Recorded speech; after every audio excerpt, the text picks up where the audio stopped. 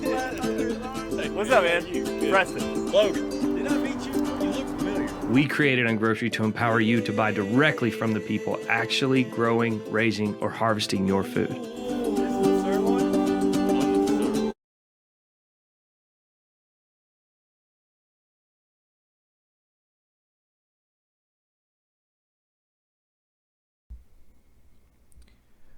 On Grocery is a platform that allows independent producers to sell directly to consumers. We aggregate the products on our website and then introduce you to the people behind the products and their stories. Today we're having a chat with the ladies behind Dryland Wilds. They take native and invasive plants in New Mexico and make really fantastic skincare and beauty products. Hope you enjoy.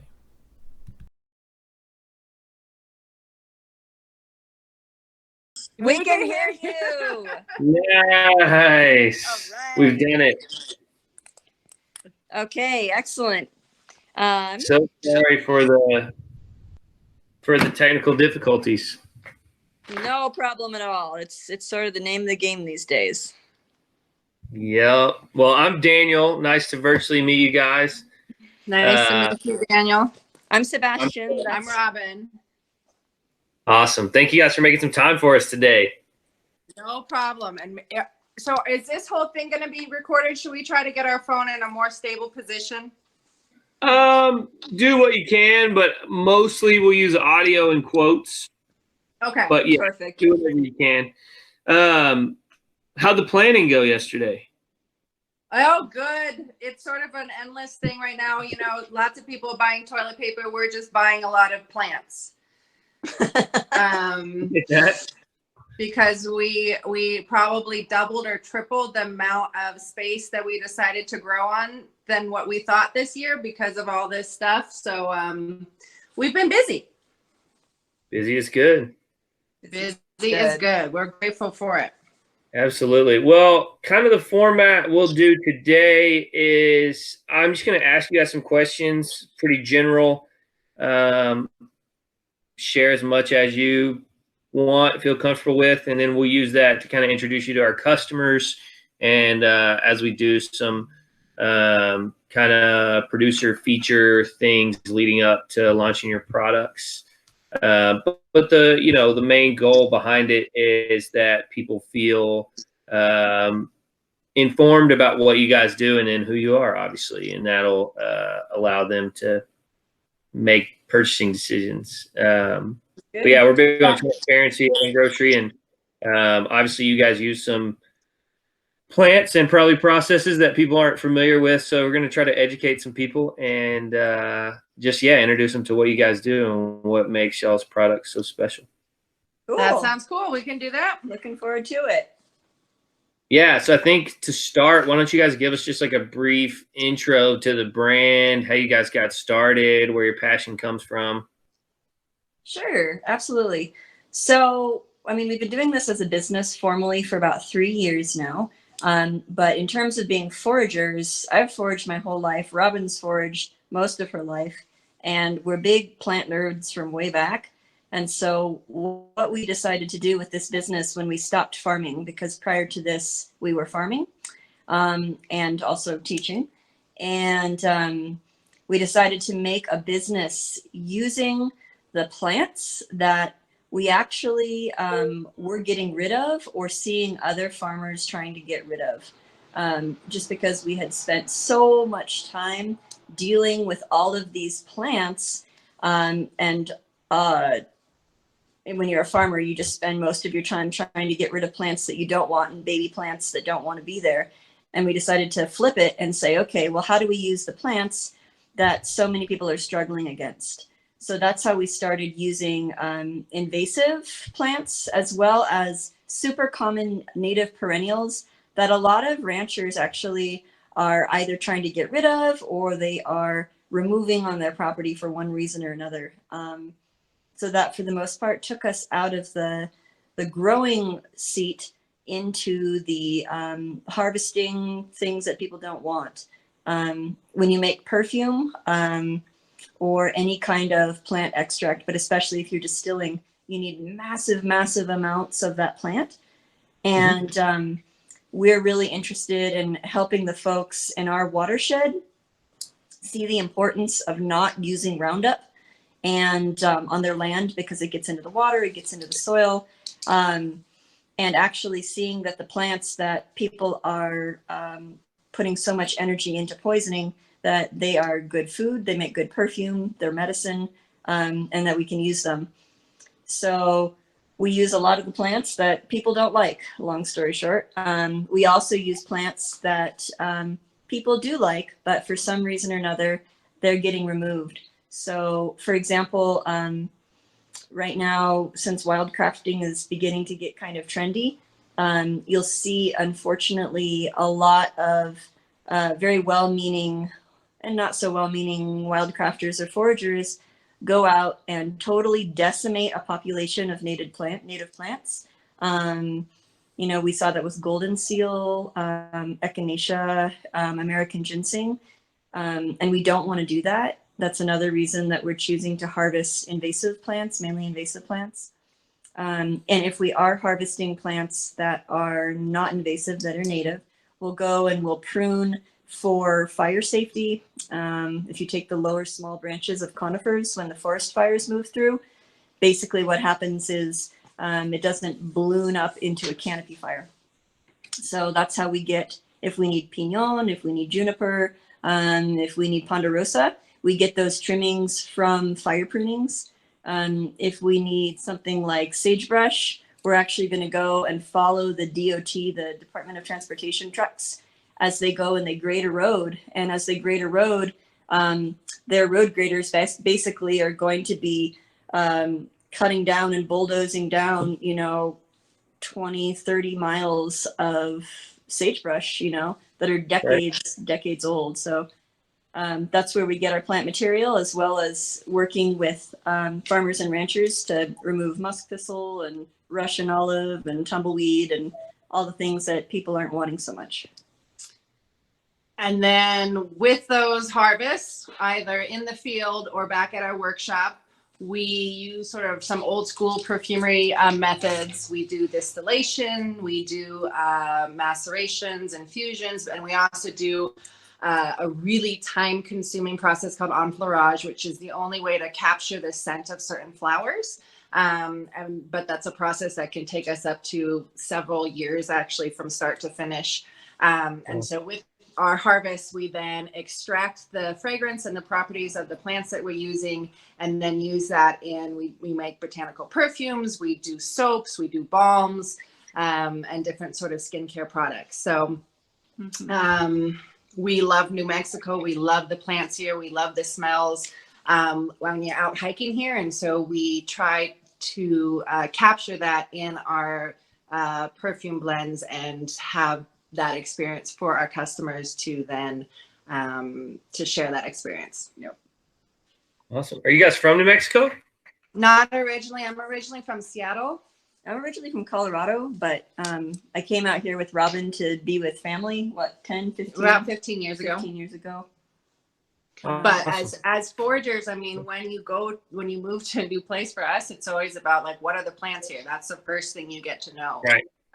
So that's really exciting to learn a place through its plants, through its wild spaces, through its smells of those spaces. So I think we have customers who are both visiting the area as well as people who grew up here and have a real sort of nostalgic connection to those smells. Yeah, I feel like it's pretty distinct, and it's the smells that you encounter in the woods there in New Mexico versus other places in the country. I'm from Northeast Texas, which is the piney woods, and so obviously vastly different, but New Mexico's got its own thing going on for sure. Absolutely. And we have a lot of customers from Texas who are really interested in greasewood, that's kind of the smell of rain in the desert, also called creosote bush or chaparral. And I guess there's stretches. Unfortunately, I'm not very familiar with Texas, but the customers say that there's huge stretches of Texas with a lot of greasewood down there. Yeah, so that's a real popular that's fragrance. people are really into that. And then here it's all Pignon. People, we're all Pignon obsessed up here In the north. So. Right. Yeah, I think that first hand balm where I first got introduced to y'all's product is the greasewood one. Yeah. Okay. Yeah, Cool. I love it. What was the first product you guys developed when you were starting the company? Soap. I think probably our soaps, but we kind of took about 6 months to develop the line and think about sort of our experiences out hiking here, what created the different smells of the different areas. So we actually have perfumes that are like high mountain smells, we have low desert smells, we have mesa smells, we have bosque smells. So we were just kind of thinking about sort of what went into the experience of different ecozones here. So we kind of developed it all together. I mean, we definitely each year come out with different products, and Too many. And we also each year do a limited edition perfume, which right now we're working on the Russian olive perfume, which is amazing. But so I'd say we developed the soaps and some of the balms, and then later went more into just straight sort of fragrances for your skin. Mm-hmm. Awesome. And initially when we started, we sort of developed it both as we were going to have kind of the perfume and skincare product section, and then we were going to do sort of an edible product section, but we got real busy, so we didn't. We haven't done that yet. But that's actually where like we really are passionate about also foraging for food, and particularly using the invasive plants that are edible here and integrating that into your diet. So we do that actually more in the educational wing. So when we're able to gather in groups, we take groups of people out into both urban areas and more wild spaces and talk about the edible and useful plants there with a focus on invasive and common plants. So that's something that we're passionate about, and we'll put out like recipes over our Instagram feed and stuff like that. But in terms of products that we sell, it's the perfumes and the skincare. Awesome. Have the ranchers and farmers in your area, like, how have they responded in partnership with you guys? If you guys have grown and kind of educated people in the area more and more, has that become pretty symbiotic? And yeah, calls? That's definitely been one of my favorite parts of the business, is working with folks, because it turns, especially when you get into discussions around environmentalism, it seems like, farmers and ranchers get really pitted against environmentalists, which is ridiculous because we're really on the same side. And it's an awesome opportunity to be like, you know what, I know that it's, you're just trying to do the best you can and make a living and raise food. And we can come help you do that. And you don't want to be, poisoning your soil and poisoning the rivers for your grandkids either, Right. So I think as more information about these chemicals and their health effects come out, that definitely helps us. But also just the fact that we're working with neighbors who know us, and they're like, hey, it's those crazy girls who want to come, harvest weeds, but they're kind of nice. And, hey, did you know you can make a really good tea out of that, Yeah. And then, you'll see that information getting shared a little further down the line, and it becomes a little bit less of, us versus them, and more just like, yeah, we might be weird, but we all can sit down at a table and, eat some thistle together. We find that. this last spring, we did a presentation on ways to use invasive plants at the Organic Farming Conference here in Albuquerque, and that was a really awesome experience. Just to, again, sort of connect with different farmers. And I think it was interesting because at this time with climate uncertainty and extreme temperatures and all this other stuff that farmers are facing, it was, I think it was interesting for it to kind of shift that framing a little bit and look at, okay, what's already growing here and how can we use it? For profit. People were like, oh my God, wait, you sell that in a product? Like, how do you do that? to really look at other ways to bring in value added products using these plants that are just growing like weeds on the property. So I thought that was a cool sort of crossover connections there too. Yeah, and I think, you know, we've been inspired a lot by some of the regenerative ranching that's been happening around where we live, and I think when you can monetize something that makes the land healthier and makes a, you know, process of farming and ranching more sustainable, then it becomes a real solution. Yep, absolutely. Yep. So, It's and a win-win. Win-win. Right, And exactly. so necessary, you know? Yeah, We got to figure it out. We, you know, absolutely. So I admire you guys for doing that. I think it's not easy, and it's you know, the hard road, but somebody's got to pioneer it, you know. And if well, you know, I think we're doing just this little tiny bit of it, but it's cool to connect with people who are either doing a bit as well or excited about it, and wanting to get into it more. So we try to be a resource, and also just really continuously learning from the people that we meet and all that knowledge that people who grow have, that's so important to the world right now. So we feel really blessed to be able to kind of be part of, you know, a little part of that conversation. For sure. What's been happening with you guys since the pandemic started? How's that affected your business specifically? A couple ways. I mean, all of our craft fairs and trade shows, stuff like that, of course, all that got shut down, and that's a pretty big part of our income.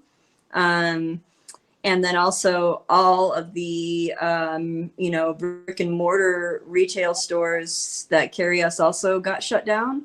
So that was a big chunk.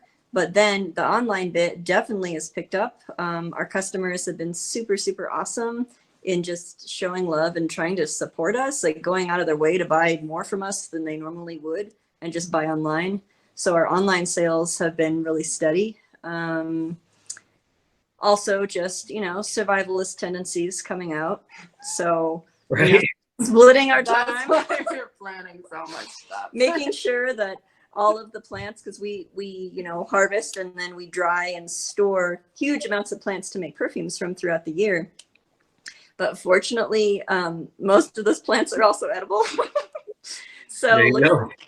looking through our stashes and going, okay, what are we going to eat? What are we going to save for perfume? You know, that sort of thing, as well as looking at what we're planting out now and making sure that we're both planting out for ourselves and for our community to feed ourselves, as well as make perfume, as well as really look towards weedy perennials, weedy perennials that can feed you through a rough time. So I think that's sort of the survivalist coming out in us. And it means it's been some really, really long days. It's been the normal perfumery business.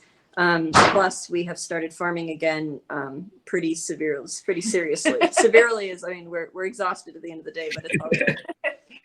Right. I think also it's interesting just looking at sort of what our customers are interested in. Like, absolutely, they're really, the support we've gotten through our online sales has been amazing. But it's interesting sort of on Instagram, our posts about food and invasive edibles, like people have been so excited about. And like, you know, we've been doing this for a couple years, and so seeing that difference where it's like we'll put out, you know, Siberian elm samars, their seed pods are edible, here's some ways to do it. But this time it's like we got all these people doing it, sending us pictures or videos of them, how they prepared it. And so I think there's just I think people have time, and B, they're a little worried, so they're actually like being like, oh, okay, well, let's go eat some, you know, elm seeds. So Yeah, that's scared kind to of look around. that was cool. That's awesome. Well, guys, we're excited to be offering some of your products. I did have I got the test items and we've taken a bunch of photos. I'm almost done editing, so I have those available for you guys if you want to use them anywhere. Cool. I love the packaging on the lip balms. That was one thing cool. that I'd seen it and was excited to see how it felt and how it functioned. And I think I assume that's paper. Yeah. Yep, it's a Yeah. compostable paper. Right. It was designed by a company in California. They went out of their way to make sure that this little guy was designed with everything that was as groovy as possible, and that also broke down in soil in 2 weeks. It doesn't break down in your pocket, but it's not like, compostable plastic Yeah. that stays around for 45 60 years. years or whatever. It actually breaks down. So, And that was and it's recycled. that too. was really, an ethic that we went into this business with, was that we wanted to have as little plastic packaging as possible, using glass bottles that hopefully our customers are finding a way to reuse, not just recycle. And when we were thinking about doing a lip balm, we were both like, there's no way we're going to put it in one of those little plastic containers. So Right. we were so grateful to find this company. It's actually like our most expensive packaging, even though Right. it's our least expensive price point of a product. But we were just like, we can't do it. So we were grateful to find them. And then we were able to just recently get those. We designed those and printed them with our own sort of design. So that was awesome. But yeah, I mean, that's definitely in terms of packaging, what do we want to put out in the world? What do we want to leave in the world? So we're trying to do our best with that, but which it's hard. Yeah, it's really hard. It's funny. We have some producers that, do everything they can to be sustainable, but lip balm's been a challenge. And I'm excited to share with them that there's a, opportunity. And it's one of those things where even though it's hard to make sense to pay the extra for it, it's as you can get more and more people to use it, the price point goes down. Yeah. And everybody wins. So, and our customers, I mean, they buy it, especially when you can talk to someone directly, they buy it for that reason. People don't want to put in more plastic in the ocean. So I think people, not everyone can, but I think those that can are willing to pay more for that product. Absolutely. Tell me a little bit about, when you're out foraging or, growing a product and you harvest it and you bring it back to y'all's facility, kind of what happens. And you can pick, perfume or beauty oil, but just and you told me a little bit about the processes, but pick one product specifically and just kind of tell me how it goes from start to finish. Sure. Let's see. What do we want to do? Sulfurs, or maybe we'll do an enfleurage, or should we do? That's more interesting, isn't it? So, okay. It depends on what part of the plant it is. If it's, if it is a leaf or if it is a resin, we can just go harvest, bring it back into the workshop, do a maceration, meaning put it into oil, or distill it in our alembics. And that's pretty straightforward and it's fun, but it's not as interesting as the ones that are involving us going out, setting up a perfume camp, and literally being out there for weeks sometimes, processing these different invasive flowers. And that would be through enfleurage. So for example, the rosehip and thistle perfume, the roller, we have a musk thistle enfleurage in that. And so what that means is we go out there in our truck, we have these chassis, which are they're really, really old school 1700s French perfumery method. It's basically a sheet of glass framed by, if you imagine a picture frame, a wood box with a glass bottom. That's probably the best way to describe it. Okay. So we have a whole series of those that stack one on top of each other. And it's like a little glass box with wood on the side that we spread the glass with fat. And in the old days, they used to use tallow. We experimented with that because we have a great source of recycled tallow, of upcycled tallow. Gross. All of our perfume smelled like lamb stew. Not so cool. It was gross. There you go. Yeah. So we ended up, our dogs were like, yeah, y'all, this is pretty cool. So we instead went to a mechanically defragranced coconut oil, which is solid at room temperature. So we take these chassis, that's what that box with the glass on the bottom is called, and we take these big jugs of fat coconut oil and we go out to wherever the flowers are blooming. and we'll set up perfume camp, which meaning we'll set up a tent, we'll set up a good fire situation, a good fire pit, because we're going to need to heat the oil. And the tent usually ends up, that's for the perfuming and the flowers. And then we have to, spread our blankets somewhere else. But we will, for the next few weeks, as the flowers are blooming, we will harvest them, and then we will soften the fat and pour it onto the chassis. And as it cools, we'll take each individual flower and lay it face down onto that cold fat. So with something like Russian olive, Russian olive, it's like the size, each blossom is the size of my pinky. Musk thistles are easier. Sometimes, they'll be the size of my fist. And so that'll be actually a lot easier to do one chassis of that. You only need about maybe 70 flowers per chassis or so. And then we'll have big stacks of chassis. So each day we go and we place the flowers on the fat in the chassis, and we need to do it early in the morning when things are cool. And it's very temperature sensitive. And so it means that we can't harvest somewhere that doesn't have cold nights. We need to harvest somewhere where it's going to be nice and cool at night, so that we find a spot under the bushes or under the trees that's cool, that we can stack our chassis and let the flowers exhale their fragrance and be caught by the fat. So after 2 days, let's say from thistle, you open up those chassis, you remove each flower off of the fat. Then you need to pick new flowers and put them back onto that same fat. So you end up charging that fat over and over and over and over. Sometimes we'll do it, 30 charges to a chassis. And all the time we're camping out there. So when our chassis are loaded, when they're full and they're fragrant with whatever flower we've picked, then we drive back to our workshop and we scrape down that fat off the chassis that now smells like flowers, and scrape it down into large glass jars and cover it with very high proof organic alcohol. Then we shake it up. We let it sit in our workshop for a year, shaking it up every week or so, and letting those fragrant molecules from the fat now jump into the alcohol, because it's more soluble in the alcohol. So now they want to go into the alcohol. No, it's all right. Sorry if I'm moving this all around. It's our phone. It's fine. And so then at the end of a year, sometimes a little bit longer, depending on the plant, we'll pour off that alcohol, which is now called an extrait. And most of the fragrance is now in the alcohol. We put it into a clean jar. We put over the top, we put cheesecloth, and at room temperature for a month or so, now we let the alcohol evaporate off. And what it leaves from a half-gallon jar, you have a half gallon of alcohol, you're just going to have a tiny little skim at the bottom of what's called an absolute, but that's going to smell exactly the way that wildflower did when it was in bloom. So it's a long process. That's when Robin said a couple years. It is a couple years. Yeah, she wasn't joking. But it's really cool actually getting to camp out there in these super wild places and be around massive amounts of beautiful, beautiful flowers.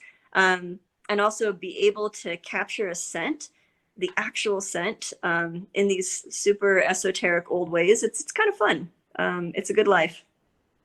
And so with the flowers that we enfleurage, like if we were to throw them, let's say, into our distiller, because of the heat of the steam distillation, the fragrance just comes out muddy. So with really delicate florals, we can't use these other processes for it. So that's why we use the enfleurage, which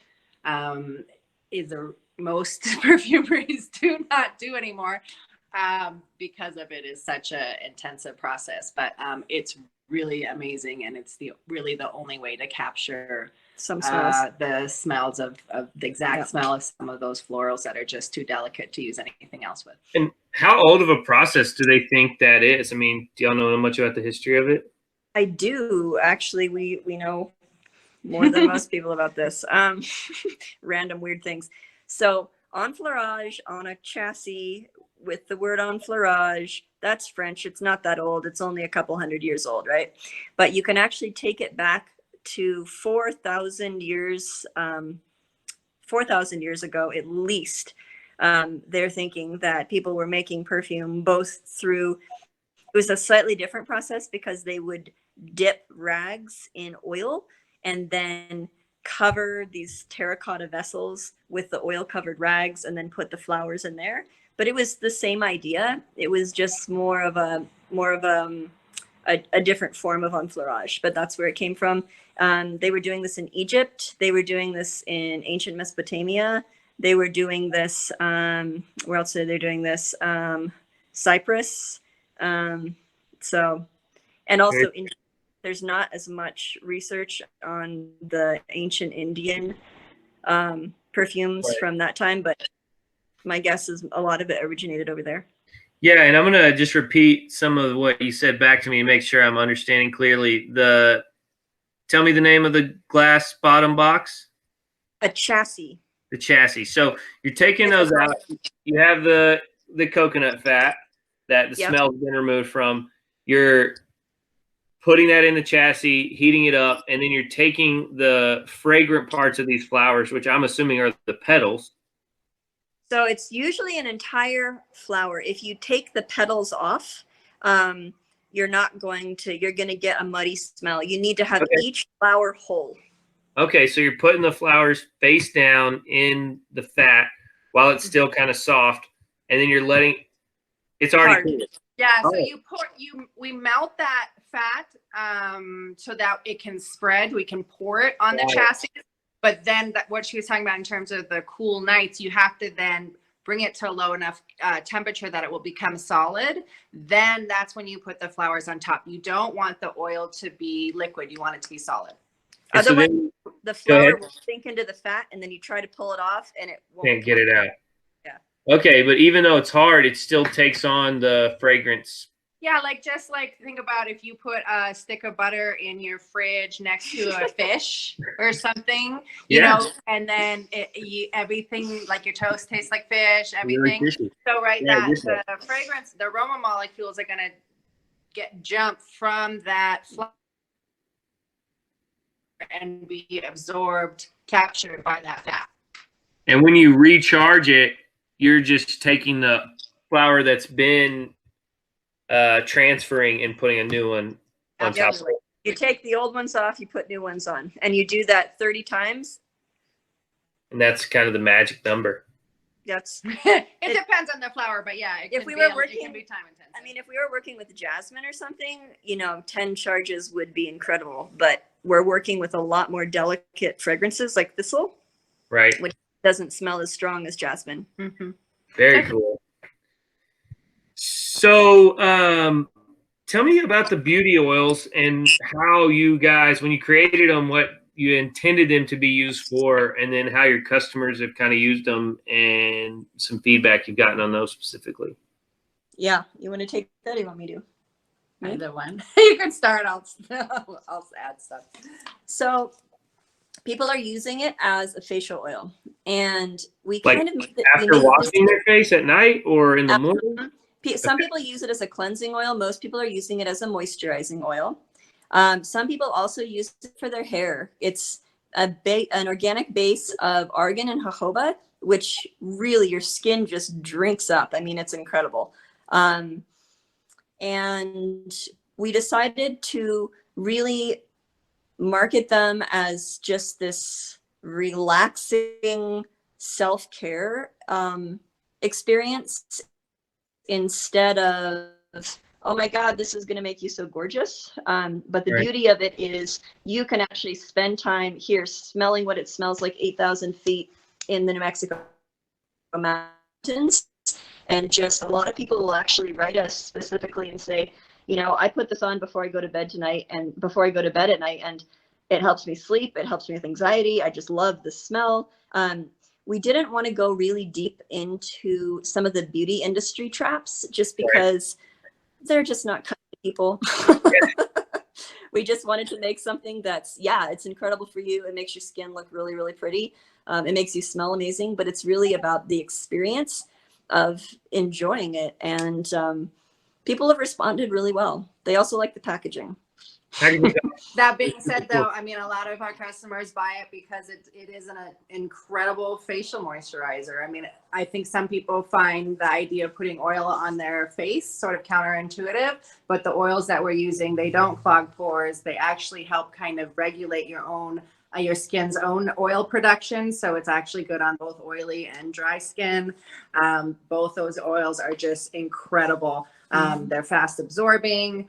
So a lot of people, you know, who buy that regularly from us, it is part of their sort of skincare regimen. Right. Awesome. It sounds like, well, it's clear that what you guys do is obviously hard work and that you love it and you're passionate about it. You know, of all the things you guys could have chosen to do, I know you told me a little bit about how your farming experience naturally evolved into let's use these plants instead of fighting them. But now that you've made that decision and you're doing this, what's kind of the thing that keeps you going when you get up in the morning, or the thing that makes you really excited to be who you are and do what you do? I'd say it's going on the forages. Like, I mean, with this job, we get to spend the bulk of our year out in these incredibly beautiful wild places, just trying to translate that experience back to people who don't have that privilege. You know, we have a lot of friends who they spend their life behind a desk, and I try not to pity, you know, Right. but just really bring that experience of getting to, you know, sleep out in the greasewood during the monsoon season, and you're scared. You think maybe I'm going to get hit by lightning, and you think, is my tent pitched where we're going to get, you know, taken by a flash flood? But at the same time, you know, you get that experience of the sky blackening and, you know, pink lightning and the most amazing smells where you haven't seen another human for weeks. And it's good. It's a really, I love it. I really, and I love people. I really love the wild spaces that the Southwest has, and just feel really honored that we get to spend our life there. I think for me also, it's this different sort of way to connect with plants and with wilder spaces through the perfumery process. I mean, this sense of smell, I think, especially if we're living in a city, is so pretty damaged by the sort of synthetic smells that we're putting into everything from fine perfume to, you know, trash bags. That's really deadening this sense that, you know, all of us at some point in our history, our ancestors had to rely on a lot more.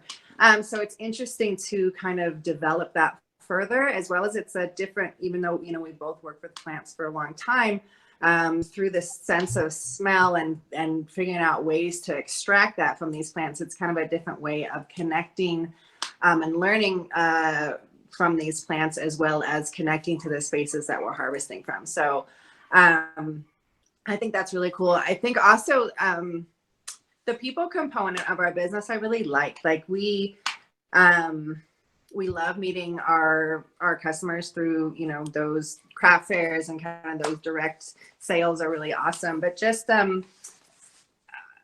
you know, I don't having a business right now at this time is a lot different than if we'd started this, you know, 10, 15 years ago. And just the ways that we're able to connect with people through social media, etc. You know, we have followers, you know, from outside the country that have never, and probably will never, have any of our products, but connect to us around what we're doing and the ethics around it and the interest around it is very interesting. Sorry. So I think that's just kind of cool to see and connect with other people who have a similar sort of desire to connect with where we're living, or where, you know, we're visiting or whatever. And I think through the fragrance of plants, it's just an interesting avenue to sort of explore that. Great answer.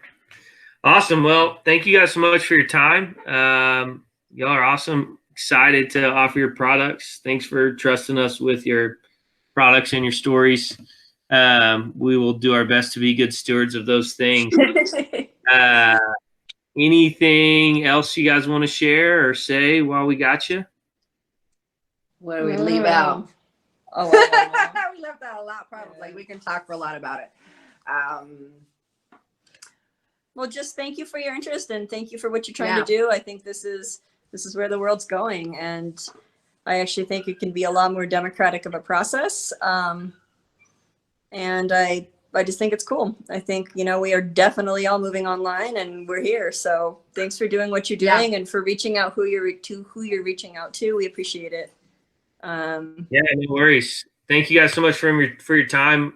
We will talk soon.